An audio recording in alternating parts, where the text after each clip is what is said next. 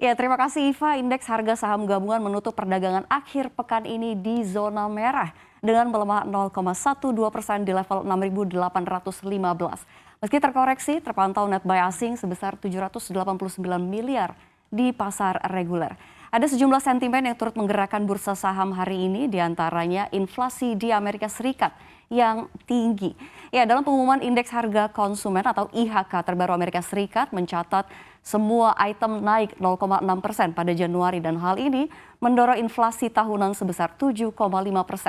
Kita ketahui sebelumnya Gedung Putih juga memang sudah memperkirakan inflasi tahun ini yang tinggi, namun lonjakan inflasi Amerika Serikat Januari sebesar 7,5% ini merupakan yang tertinggi sejak 1982 atau tertinggi selama 40 tahun. Bahkan lebih tinggi dari perkiraan Wall Street di mana analis memperkirakan inflasi 7,2%.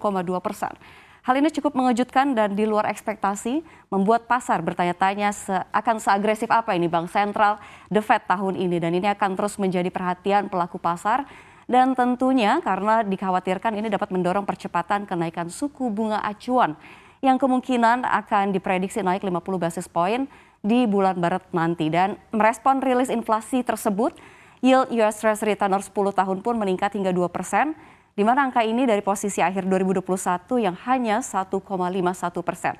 Sementara kalau dari dalam negeri juga, survei konsumen Bank Indonesia pada Januari 2022 ini mengindikasikan bahwa optimisme konsumen terhadap kondisi ekonomi ini menguat.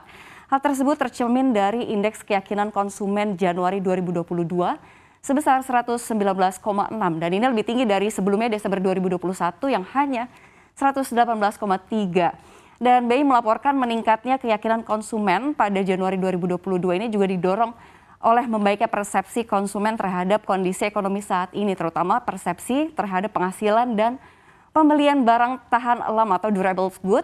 Dengan demikian dan keyakinan konsumen terhadap kondisi ekonomi mendatang juga tercatat membaik pada seluruh indeks pembentuknya dan tertinggi berada pada indeks ekspektasi penghasilan.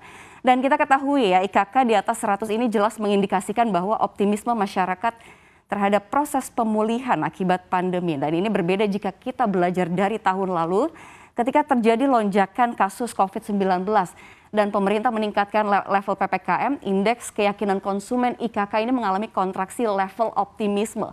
Di mana pada bulan Juli 2021 IKK sempat drop di level 80. Padahal di bulan sebelumnya IKK ini mencapai hingga 107 di saat yang bersamaan juga kita ketahui bahwa pada bulan Juli lalu, tahun lalu maksud saya, kenaikan kasus COVID-19 terjadi ini naik secara signifikan. Dan perlu kita waspadai hingga kemarin perkembangan COVID-19 di Indonesia. Pemerintah melaporkan kasus harian dalam negeri ini tembus di angka 40.618 dan DKI menjadi penyumbang lebih dari seperempatnya. Oleh karena itu jika tren kenaikan kasus COVID-19 terus berlanjut hingga akhir bulan dan akhirnya mendorong pemerintah untuk mengetatkan PPKM secara maksimal, maka indeks keyakinan konsumen atau IKK pada bulan Februari 2022 khususnya berpeluang kembali ke level pesimistis atau di bawah 100 dan tentu akan mempengaruhi laju konsumsi. Kembali ke Anda, Iva.